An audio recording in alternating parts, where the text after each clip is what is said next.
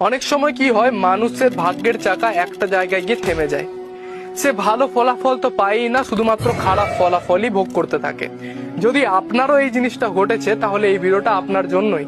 কারণ এই ভিডিওতে আমি জাস্ট দুটো নাম্বার বলবো, যে দুটো নাম্বার যদি আপনি রীতিমতো চ্যান্ট করতে থাকেন এবং রোজ যদি আপনি এটা করতে পারেন স্নান করার পর, তাহলে আপনার ভাগ্য খুলতে বাধ্য। কমেন্ট সেকশনে হর হর মহাদেব লিখে যেতে ভুলবেন না। কি করবেন, রোজ স্নান করার পর আপনার কপালে এই তিনটে আঙুল রাখবেন এবং বলবেন 505 505।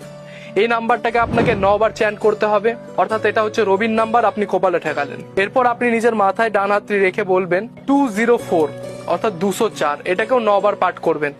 দেখবেন আপনার শুক্রটা মজবুত হবে, যার কারণে রবি দেবে আপনাকে যশমান খ্যাতি প্রতিপত্তি এবং শুক্র দেবে আপনাকে লাক্সারি। এই দুটোর কম্বিনেশনে যে চাকাটা বন্ধ হয়ে গেছিল ঘোরা, সেই চাকাটা পুনরায় ঘুরতে শুরু করবে। ভিডিওটি ভালো লাগলে অবশ্যই লাইক করে দেবেন। জয় গুরু বামদেব, জয় মাতারা।